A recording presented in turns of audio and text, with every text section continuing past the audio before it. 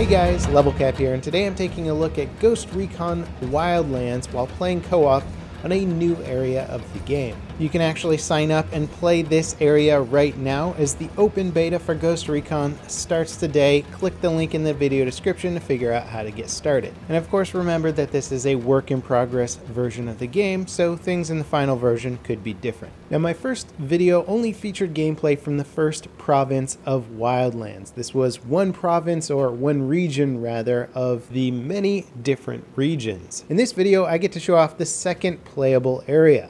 Unlike the first, which is a lush countryside with small forests and tons of mountains, this one is an arid, almost desert-like area set around a salt lake. Featuring dark rolling hills and snowy mountains in the distance, they really highlight the environmental diversity of Wildlands. Compared to the first region, it looks almost like a totally different game. And considering that there's many more of these regions to explore, all with their own different environmental features, that's really impressive, and I'm actually looking forward to exploring the entire world. Now when it comes to the gameplay, and if you haven't seen my previous videos on Ghost Recon Wildlands, you play as an elite soldier sent into the country of Bolivia, which has basically been taken over by a drug cartel. You can play the entire game either solo or co-op with a party of up to 4 players. In co-op, your AI teammates are replaced by your friends or public players. While you still have access to the rebel support options like artillery strikes and vehicles, you can't do sync shots, or at least automatically sync your shots with your AI teammates. This time you actually have to communicate with your friends and sync them up manually. But one of the coolest things about this game is that it gives you and your friends pretty much total freedom as to how you want to plot your next attack. You don't have to be in close proximity to each other, leaving you and your friends free to split up. You can attack multiple objectives at once, infiltrate bases from different locations, or just go balls to the wall through the front door. Stealth is still an option, of course, but at least in the starting areas, it's not really needed in co-op like it is in single player. That said, it's still a tactical gameplay experience. Droning and marking all targets in a mission area lets you silently pick enemies off one by one while your squad mates make their way to the objective area. You also have the option to jump into an armored personnel carrier and wreak havoc on enemy objectives. It does make some missions a little bit trivial, but like I mentioned in my previous video about the single player, the bosses aren't in areas that you can reach by vehicle. So while you can cruise the countryside mowing down everyone in your path from the comfort of an armored death machine, you still have to go toe-to-toe with the area's bosses.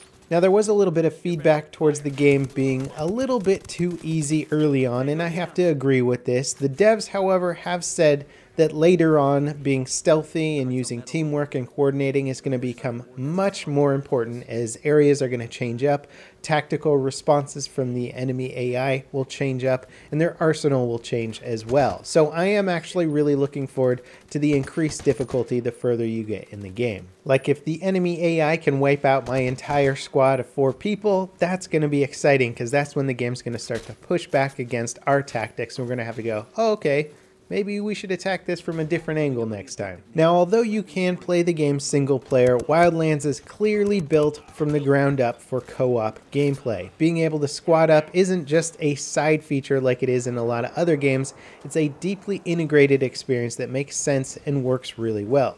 You can play the entire game from start to finish in either co-op or single player and still get a rewarding experience, but I highly recommend teaming up with some buddies, or maybe making some friends in the online player base. The fact that the world sort of feels alive with the roaming enemy players or civilian towns that are built up that have been taken over by cartel allows for a lot of emergent gameplay, which is really fun when you're playing with friends. You might see a convoy go driving past and decide immediately that you're going to divert from your mission plan and go after that convoy, which will turn into a big chase, firefight, and maybe even lead you into other missions. Having that experience with other friends and having the immersion happen with you and other friends is really something that's hard to achieve in video games in general, and I think Wildlands does it masterfully.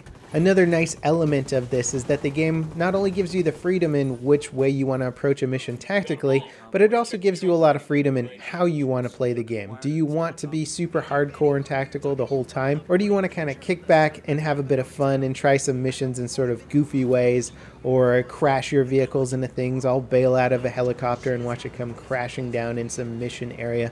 There's a lot of sort of silly and goofy ways you can play the game, and I think that was actually one of the best parts of playing this with friends, is just the kind of crazy, silly stuff that can happen, especially when you're trying to be serious and then somebody does something stupid. It is funny when the mission goes off rails. But if you really do want that stealth experience and your teammates aren't necessarily up for the challenge, you can always play with your AI counterparts and they'll basically follow your lead. They can take out enemies, they'll go stealth if you're going stealth, so it's nice to have some AI to sort of rely on for backup if you really want to play the game in a certain fashion. And aside from playing with friends, I think one of the things I'm most looking forward to is just exploring the immensity of this world. I really don't know what games have a larger landscape than this, aside from maybe some of the bigger MMOs out there. This is a huge, absolutely huge landscape, no comparison to some of the other Ubisoft titles out there.